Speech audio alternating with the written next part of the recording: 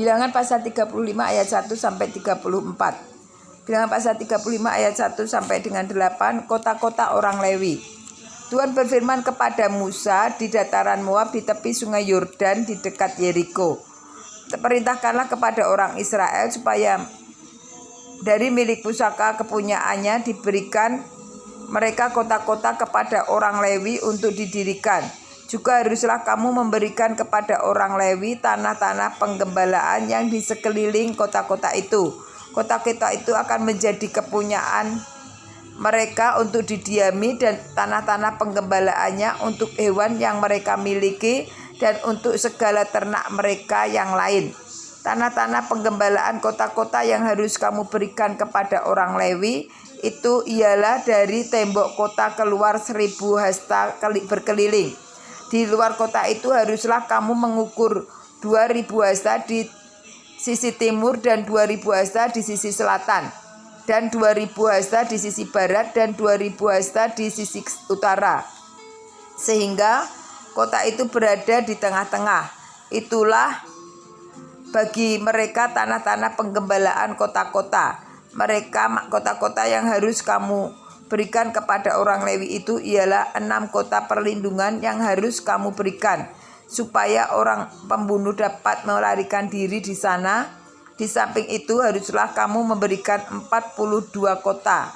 Segala kota yang harus kamu berikan kepada orang Lewi itu berjumlah 48 kota, semuanya dengan tanah penggembalaannya. Mengenai kota-kota yang akan kamu berikan kepada tanah milik orang Israel, dari suku yang banyak jumlahnya haruslah kamu ambil banyak, dan dari suku yang sedikit jumlahnya haruslah kamu ambil sedikit. Setiap suku harus memberikan dari kota-kotanya kepada orang Lewi sekedar milik pusaka yang dibagikan kepadanya. Bilangan pasal 35 ayat 9 sampai dengan 34. Kota-kota perlindungan.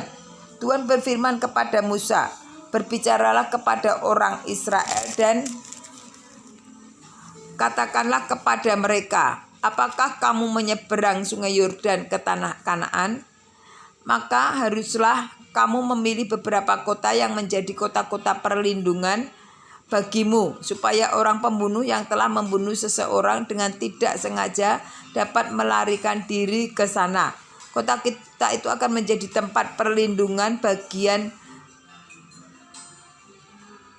terhadap penuntut balas, supaya pembunuh jangan mati, sehingga ia dihadapkan kepada rapat umat untuk diadili. Dan kota-kota yang kamu temukan itu haruslah 6 buah kota perlindungan bagimu.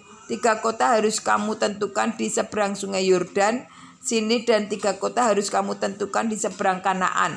Semuanya kota-kota perlindungan.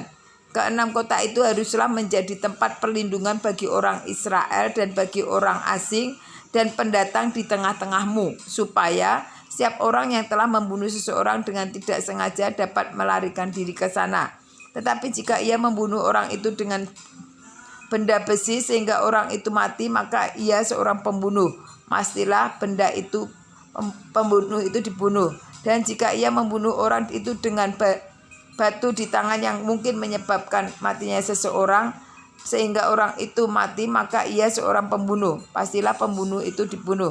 Atau jika ia membunuh orang itu dengan benda kayu dan di tangan yang mungkin menyebabkan matinya seseorang sehingga orang itu mati, maka ia seorang pembunuh. Pastilah pembunuh itu dibunuh. Penuntut darahlah yang harus membunuh pembunuh itu. Maka waktu bertemu dengan dia, ia harus membunuh dia. Jika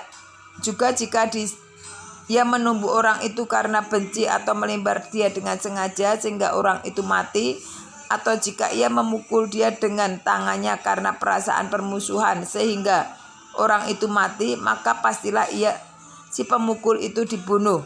Ia seorang pembunuh. Penuntut darah harus membunuh pembunuh itu pada waktu bertemu dengan dia. Tetapi jika ia sekonyong-konyong menumbuh orang itu dengan tidak ada perasaan permusuhan, atau dengan tidak sengaja melemparkan sesuatu benda kepadanya, atau dengan kurang ingat menjatuhkan kepada orang itu sesuatu batu yang mungkin menyebabkan matinya seseorang sehingga orang itu mati, sedangkan dia tidak merasa bermusuh dengan orang itu dan juga ia tidak mengikhtiarkan celakanya, maka haruslah rapat umat mengadili antara orang yang membunuh itu dengan penuntut darah menurut hukum-hukum itu, dan haruslah rapat umum membebaskan pembunuh dari tangan penuntut darah, dan haruslah rapat umum menggembalakan dia di kota perlindungan ke tempat ia telah melarikan diri. Disitulah ia harus tinggal sampai matinya imam besar yang telah diurapi dengan minyak yang kudus.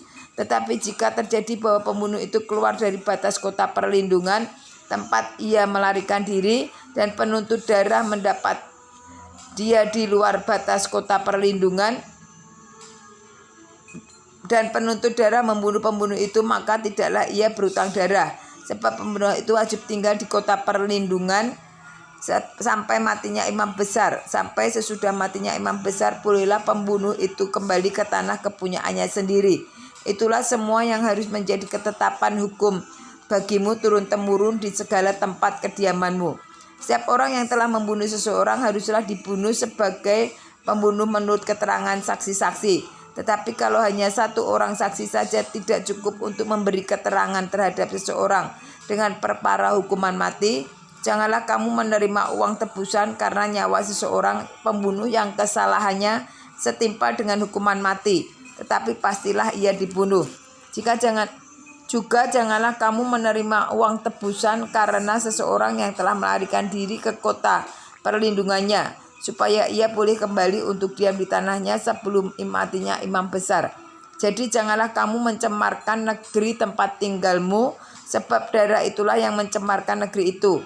Maka bagi negeri itu tidak dapat diadakan pendamaian oleh karena darah yang tertumpah di sana, kecuali dengan darah orang yang telah menumpahkannya. Maka janganlah najiskan negeri tempat kedudukanmu yang di tengah-tengahnya aku diam, sebab aku Tuhan diam di tengah-tengah orang Israel.